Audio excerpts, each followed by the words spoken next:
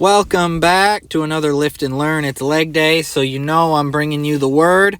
We're still doing Matthew 23-24, and today I'm just going to read straight out of the Bible to give you guys some context. There is nothing better. There's nothing I can say that is as good as the word of the Bible. So I'm just going to read a big old chunk.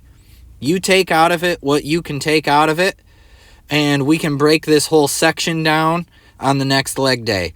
But right now, I want you guys to dig in and buckle up because we are about to do some Jesus word reading. So Jesus is talking to the Pharisees, he's talking to a crowd and to his disciples.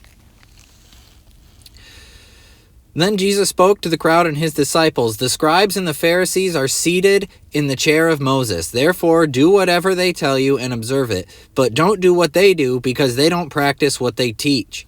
They tie up heavy loads that are hard to carry and put them on people's shoulders, but they themselves aren't willing to lift a finger to move them.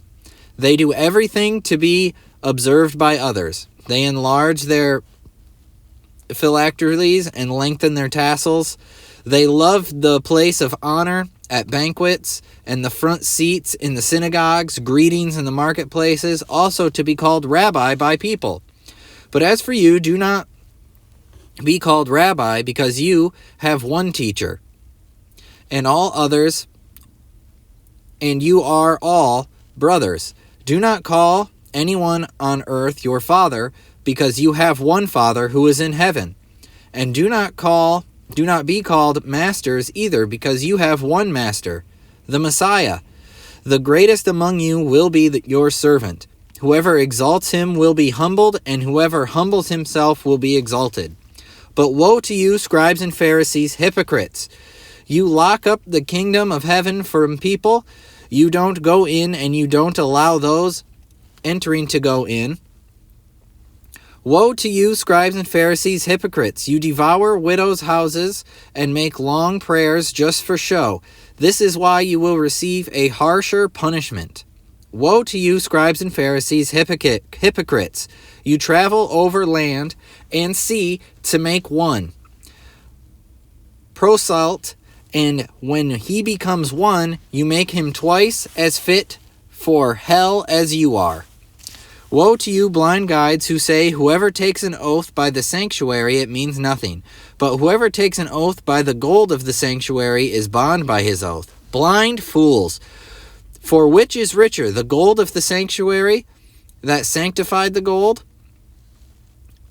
Also, whoever takes an oath by the altar, it is his oath. Blind fools! For which is greater, the gift that the altar sanctifies?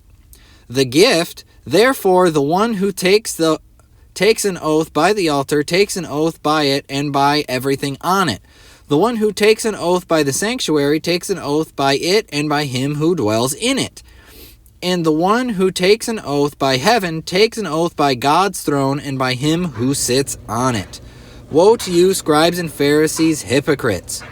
You pay 1/10 of a mint of dill and cumin, yet you have neglected the more important matters of the law, justice, mercy, and faith.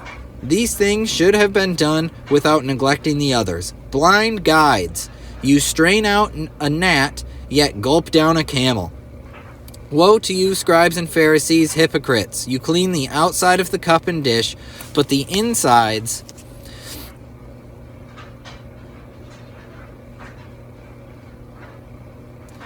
they are full of greed and self-indulgence. Blind guide, Pharisees! First, clean the inside of the cup, so the outside it may also be clean. And Jesus goes on from there, and he keeps going, and this is just some rip-roaring scripture. I encourage you all to read Matthew for yourself. It is a wonderful book in the gospel and a wonderful book of the New Testament as a whole.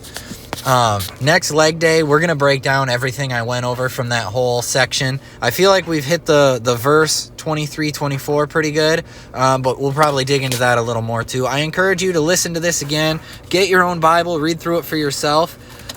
This is the HCSB version, NIV, ESV, King James, New King James. They're all great versions of the Bible. It doesn't matter what version you have. I just suggest you get yourself into the Word.